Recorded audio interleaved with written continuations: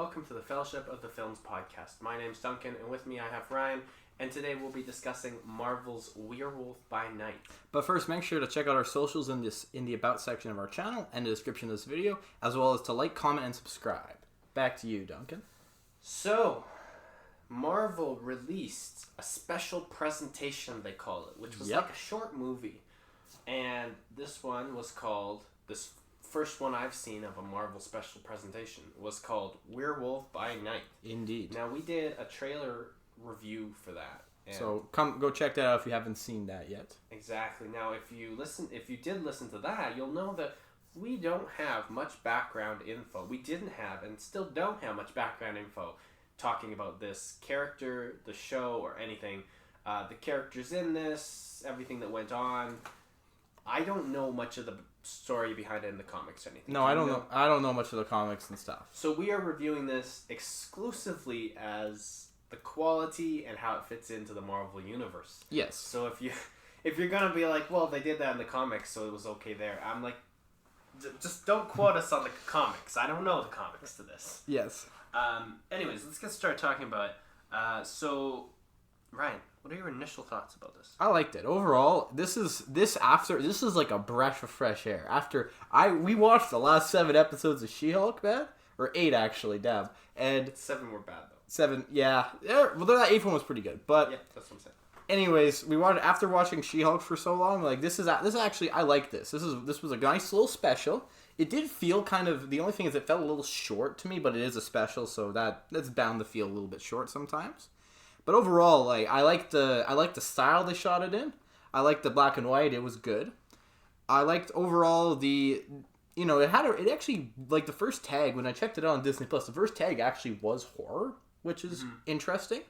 Which they tag literally everything, so that's not as relevant. But like overall, I did find there was actually some parts that had like a creepy atmosphere, and for just like a 50-minute special, I overall 2 thumbs up for me. I really enjoyed it as well. In fact, I would consider it, if we were to consider a movie, because it was longer. Yeah. And it was one, so I would consider it a movie. Yeah, effectively, yeah. I would consider it one of the best things we've gotten out of Phase 4. So far, yeah, this would be quality. Like I think this would probably be just below, like No Way Home's probably best, straight up. And then I'd probably say, like, my second favorite would probably be Moon Knight. This would be up there. Like, this would be, like, it wouldn't be, I would like Moon Knight more, but this would still be up there. This would be my top 4 things. This would be top 5 for me, for sure, yeah. Either way, I really enjoyed it. I liked many of the aspects. Now, because of its length, and just the way it was shot and everything, it couldn't have been too pricey to make. Mm-hmm. So it was a price efficient but really well done special. And they had it's like kind of like a Halloween kind of thing, and now there's something Marvel that we can watch around Halloween. Now, is there anything Halloween themed that Marvel's put out? Not particularly, no. Not really. So, not in the MCU anyway. So, I think they're starting to do actual like specials and stuff because we had like Hawkeye it wasn't a Christmas special, but it was like during Christmas time basically, right? Well, and this made sense to me on how it was going to be Halloween themed. The one that confuses me a little bit is how they're going to do a Guardians of the Galaxy Christmas special. I have no idea, but we'll review that. We'll review that when it comes out. Yeah. Let's get into some specifics of this. So, first thing I'm going to bring up is how it looked visually. Yeah, definitely. What did you think of that? Oh yeah, actually, like I like the black and white, like mostly, like for 99% of it, everything's black and white except for the Bloodstone. And overall, I like that because it's a different style for sure, but it definitely fits this because this kind of has that more like they're hunting a monster kind of style, basically, right? Yeah. And it takes like a newer twist on that kind of old genre, like because a lot of those films were shot in black and white or older time, and like I noticed there's actually some like it almost looked like it kind of had they weren't very much, but there's like some film like aspects, like how there's like little like splotches on the screen sometimes. Yeah, and like the little like it made it look like it was film or whatever. And like the dust and stuff. I like that kind of like because it really it just showed it was a nice style. I gotta say it was a very good change compared to everything else we see in MCU. It's pretty modern, and this like an older like retro take. Overall, I like that. That was a unique style. I just liked it because it was different. It was different from what we see. It's different from what we typically see, just on screen in general. Yeah. Nowadays, so it's very unique. I really enjoyed that aspect. Now, visuals. Now let's talk about the other visuals, like going beyond the fact that it's black and white. So there was action. Mm-hmm. There was some monsters and stuff. How did you think all of that looks? Because in my opinion, let me share my thoughts quick. Oh, go ahead, yeah. I thought the action scenes were actually really well done. Yeah. For the size of production this was. Oh, yeah, they had a couple of action scenes. Really well done, and they were really unique. Like the one where, and we're obviously talking spoilers here, so if you haven't seen it, go watch it. The one where he's taking out all the guys in kind of the hallway. There's more blood adding to the screen every time I love stylistic choices like that. And like we were slowly zooming in as like the door was going down, like that I like that. That was good. Yeah, exactly. And even if there was things that didn't look as great, I kind of gave it the benefit of the doubt because it fit the atmosphere. It's a black and white movie, so they were able to stretch my imagination with the special effects a lot more than if it was like shot to look modern and new. Okay. I thought Man-Thing. Yeah, that was the big like Ted. Yeah, Man-Thing. I'm gonna call him Man-Thing because that's what he's called in the comics. Okay. I just said no. We don't know the comics, but I know him. Ted. I thought he looked really good. Oh yeah. He was mostly practical. Really? When it comes to effects. I get it. Yeah. Mostly practical, just touched up with some CGI stuff, but mostly practical. And it looked good off. It did look good. And I thought Werewolf by Night looked pretty good. There was some shots of him where I was like... Yeah, like the one face shot wasn't my favorite. I don't know, I haven't seen, like, maybe it's the style they were going for, but he just didn't really look like when he was transformed, he didn't look like as much of a werewolf as...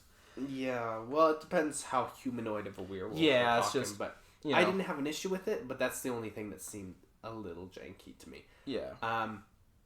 In general, I thought everything was really good with it. There was a couple little jumps, which I enjoyed.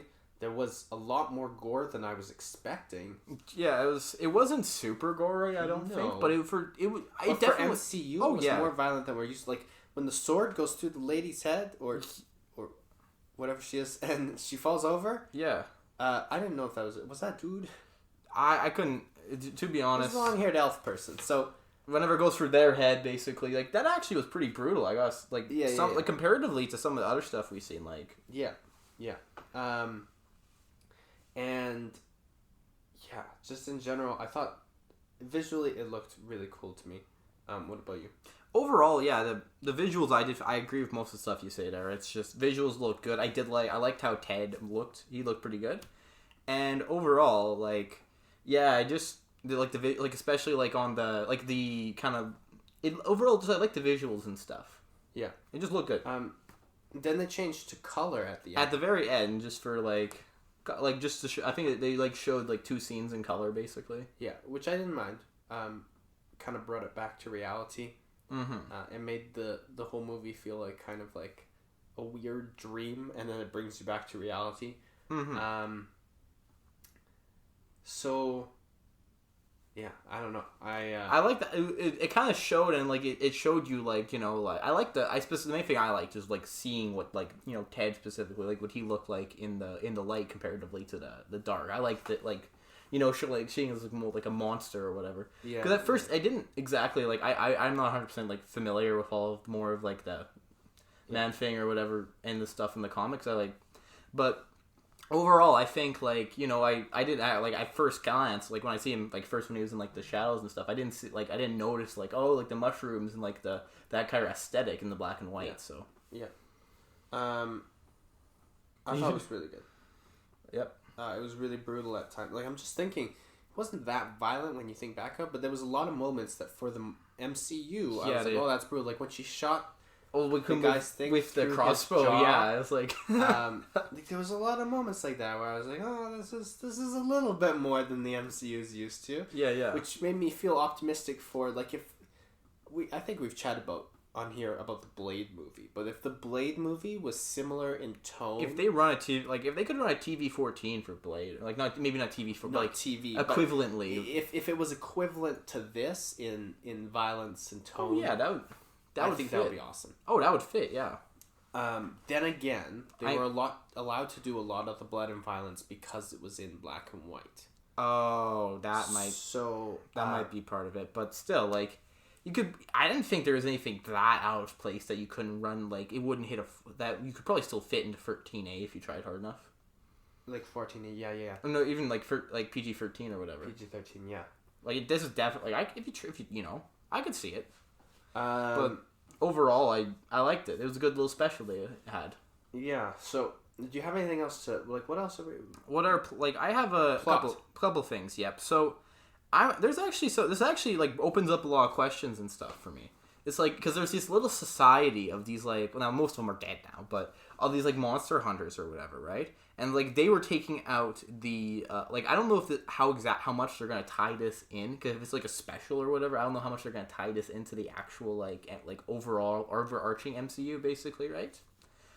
But if they do, there's some like unique things like for example like the Bloodstone. I did a little bit of research and stuff on that, right? And like basically it's kind of like don't quote me on this, but it increases like your strength, durability, and senses basically and stuff. Yeah. If you like put it inside of you, which is I don't know if they're gonna do it that angle, but like just like in like as a chest thing or whatever. Yeah, but yeah.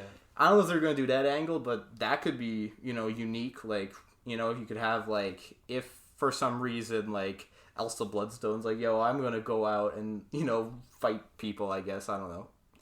And the other thing, like, they actually, like, they showed, there's those two, like, there's Ted and Jack, and, like, they're just out there, and I don't know if they're going to tie any of this stuff in, but, like, I don't know, I'd like to see these characters again. I think they could easily fit into kind of a certain area of the MCU, and that is the area that's going to have, like, Blade soon, as well as, like characters, like, I could see them interacting with, like, Daredevil, Blade, maybe if someday we get a Ghost Rider in the MCU, characters like that, the darker side of Marvel, I could see them working well with. I'm trying to think if there's anybody else who I could see them. But I'm just gonna jump. Moon Knight. Oh, Moon Knight too. Yeah. Moon Knight actually in the comics has a relationship with, like a long history with Werewolf by Night, which is actually going to be that's going to even be more unique actually, because like the other version of the version of Moon Knight we got or whatever, he also kind of had the same because like the Werewolf by Night they'd actually be kind of similar because they both have like two different sides to them kind of thing, right? Yeah. And that could be a unique kind of I don't know, I overall this I like the atmosphere in this. And the one more thing I had before just to bring up is all these monster hunters or whatever, they just like acting in the kind of the shadows or whatever, like that intro or whatever kind of showed the Avengers and they fight stuff in the light and these guys will fight all the stuff like the monsters in the dark or whatever. And overall I just it made this is the kind of stuff that makes sense, right? Like, okay, it's a group of maybe 5-10 of these guys and they just go they go hunt monsters basically, right? That makes sense how no one would Are they all individual or are they a group? They were. I don't. Society. Are they all part of a club, but they all go on their own? I think this was just kind of they were they all fight. They hunt solo basically. Yeah. But and they were just coming to this meeting for right. And overall, I could see that's one of the things that I didn't make a whole lot of sense about Shang-Chi or whatever, right? Or a lot of these other these guys have been secretive for thousands of years, and they're running societies, blah blah blah. You think someone would have stumbled onto that, or the widows and all that stuff, basically. You think somebody would have stumbled onto that by now, Yeah, I think that's a common issue we've had with. But with these with this is just okay, if it's a small extremely close knit society, and all they do is they fight these monsters in the middle of the night and other stuff. That actually makes logical sense to me. Yeah. But yeah, that's the last thing I had. Overall, I liked it. This is a small thing, but I always love when they switch up the opening Marvel intro. That was cool. Switched it up with the claw marks. I love that. Yeah, and it, like they like had it in black. They switched it like it was black and white, and they had like different like sounds and stuff in there. Yeah, I liked it. That was one of my favorite parts in Infinity War too. This is going to be a staple of my Halloween watching. My Halloween time watching in the future, and I will probably watch this 2 more times before Halloween. This was good overall. I like this. I really like this. Like this might be my second favorite thing to come out of Phase 4. Really? All right. Because Spider-Man No Way Home is number 1. That's great, yeah. And I can't think of none of the shows. I like Moon Knight the most, but it wouldn't top this. Mm-hmm. Doctor Strange, Multiverse Madness is up there, but it wouldn't top this. I think this could be my second favorite thing. Yeah, I like some of those. I like some of those other projects a little bit more, but this would definitely be up there. This was if you know if they could just make this is some good Phase 4 stuff. I like this. Yeah, well, yeah, I just really like unique things. They're different, and this was certainly a different turn. So, oh yeah, I think that's all I have to say about it. Yep. Overall, it's just a short little special, and just Halloween themed. It was spooky. I'm trying to think if there's any negatives because we didn't go over a lot of negatives. Well, there was some. It did feel like I don't know. To me, it felt a little bit short, but it was a limited time special. So, okay. So for me, it didn't feel short to me. Like it didn't feel long, but for the time, like. You know how things that are short sometimes feel rushed. Like you're like, okay, that they really tried to cram everything in it. Yeah. It felt well paced for its runtime. Oh, for its runtime, definitely, yeah. Like whether my mind was going, this is a movie or this is a show, we had a full story that opened up and concluded by the end of the film, and I was satisfied. Yeah, like I was like, okay, I'm satisfied. I wasn't going, oh, I wish that was longer, or oh, that was too. I was satisfied by that. Okay. See, I didn't feel. It didn't feel like it felt paced. Like it felt paced well. I gotta say overall, and like they give you that bit at the beginning to like kind of let you get used to the world and like look around, and then kind of once you get used to it, you start to get. But then they're in the maze, and you're going from there basically. Yeah, I thought it was really good.